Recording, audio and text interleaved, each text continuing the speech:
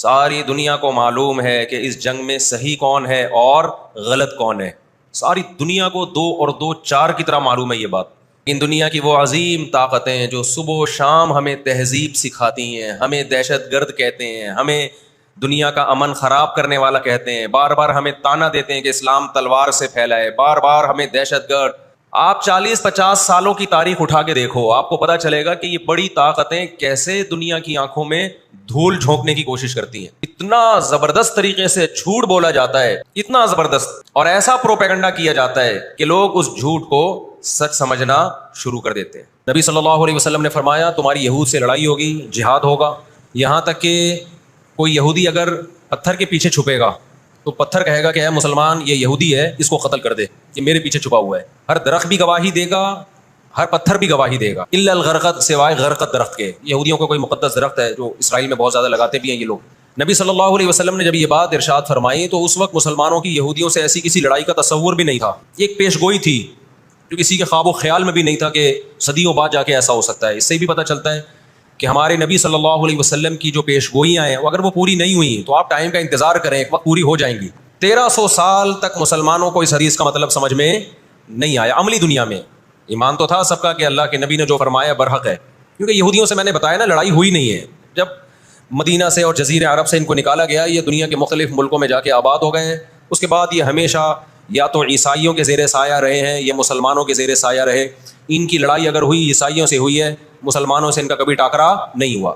لیکن پیغمبر صلی اللہ علیہ وسلم نے کیا فرمایا صحابہ سے, تقاتلون, تم لڑو گے, تم سے مراد یہ امت لڑے گی. ایک وقت آنے والا ہے اور ایسی لڑائی ہوگی, ایسی لڑائی ہوگی کہ حتیٰ یختبی احدکم وراء الحجر, کہ پتھر اور درخت بھی یہودی کا ساتھ دینا چھوڑ دیں گے. آج دنیا جن حالات کی طرف جا رہی ہے نا, یہ ایسا لگتا ہے کہ اس حدیث کے پورا ہونے کا ٹائم آ گیا ہے. ہم جب قرآن مجید پڑھتے تھے, اب بھی پڑھتے ہیں, لیکن جب طالب علمی کے دور میں جب سمجھ کے پڑھنا سیکھا ہم نے, تو ہم جگہ جگہ قرآن میں دیکھتے تھے ضربت علیہم الذلہ, اللہ نے ان پر ذلت کو مسلط کر دیا ہے. میں بار بار کہوں یہودیوں سے ہماری مراد علی الاطلاق سارے یہودی نہیں ہیں, کیونکہ میرے بیان کو لوگ شارٹ کلپ بنا کے غلط چلاتے ہیں. تو بار بار میں کہتا ہوں میرا کلپ ادھورا چلاتے ہیں نا تو کوئی یہودیوں کے خلاف نہ چلائے, سارے یہودی ایک جیسے نہیں ہیں. ہم اسرائیل کے اگینسٹ ہیں, تو ہماری جو لڑائی ہوگی اسرائیل سے ہوگی. حدیث میں جس یہودی سے لڑائی کا ذکر ہے اس سے مراد بھی کون سے یہودی ہیں, یہ فتنہ پرست اور شر پسند یہودی. تو آپ صلی اللہ علیہ وسلم نے فرمایا کہ تقاتلون الیہود, تمہاری جنگ کس سے ہوگی, یہود سے ہوگی. دجال کس کا سپورٹر ہوگا, بولتے کیوں نہیں, ابھی تو دجال آیا نہیں ہے اور آپ نے بولنا چھوڑ دیا ہے, جب آئے گا تو پھر تو اچھوں کی بولتی بند ہو جائے گی. کس کا سپورٹر ہوگا وہ؟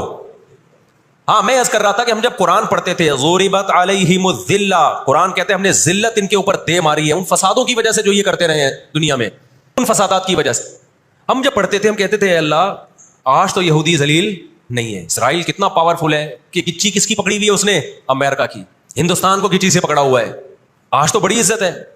دیکھیں آپ یہودیوں کی ہسٹری اٹھا کے دیکھیں نا, ہمیشہ کوئی نہ کوئی ایسا ان پر مسلط ہوا ہے جنہوں نے ان کی شرارتوں کا مزہ ان کو دنیا میں چکھایا ہے.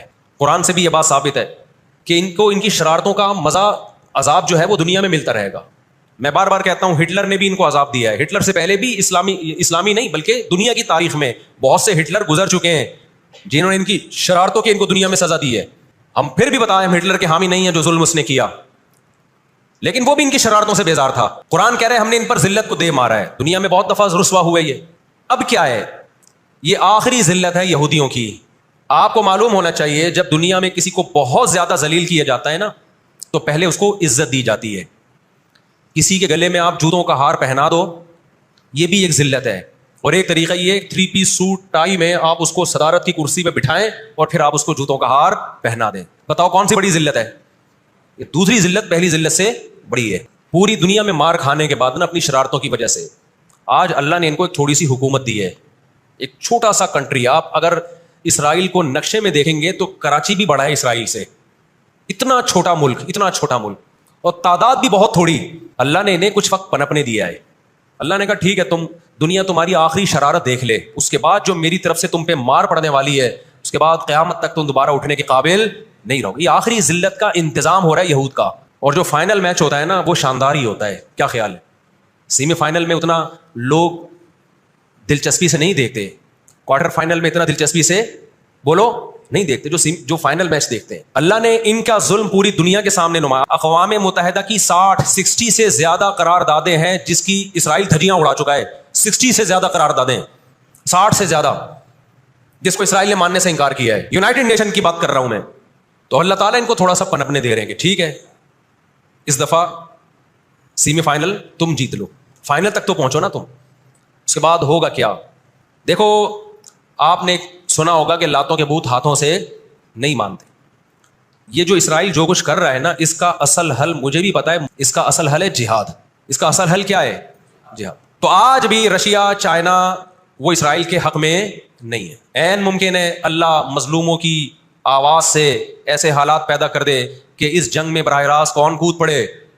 سوویت یونین کود پڑے. اور اگر سوویت یونین اس جنگ میں کود پڑا جس کے پورے چانس لگ رہے ہیں, تو پھر یہ تیسری جنگ عظیم کی طرف معاملہ جائے گا. اور پھر دنیا میں جو تباہی ہوگی نا, تباہی ہوگی وہ میرے اور آپ کے تصور سے بھی زیادہ ہے. کیونکہ اب تلواروں سے یا صرف ہوائی جہازوں سے جنگ نہیں ہوتی, اب سب کے پاس نیوکلیئر ہتھیار ہیں, اب ایٹم بم چلیں گے. آج اگر دنیا انسانیت پہ رحم کھانا چاہتی ہے, آج اگر امریکہ, برطانیہ, جرمنی, فرانس جو دنیا کے لیڈر کہلائے جاتے ہیں, آج اگر یہ چاہتے ہیں کہ انسانیت کو تباہی سے بچائیں, جو اصل ظالم ہے نا یہودی, اس کا ہاتھ روکنا ہے, تو آج اگر یہ اسرائیل کا ہاتھ زبردستی روک لیتے ہیں تو دنیا بڑی تباہی سے بچ جائے گی. اور اگر یہ دنیا اسرائیل کا ہاتھ نہیں روکتی اور اس جنگ کو بند کرنے کی کوشش نہیں کرتی, تو بھائی جو تیسری جنگ کی طرف معاملہ جا رہے ہیں اس کے ذمہ دار یہ لوگ ہوں گے جو دنیا میں تہذیب کے ٹھیکیدار ہیں. ہمیں قرآن و سنت میں اس بارے میں کیا ہدایات ملتی ہیں؟ اللہ کہتا ہے میں نے یہود پہ ذلت کو مسلط کر دیا ہے. اس آیت میں اور اس حدیث میں جو میں نے تقاتلون الیہود والی حدیث پڑھی, اس میں مسلمانوں کے لیے خوشخبری ہے کہ اللہ تعالیٰ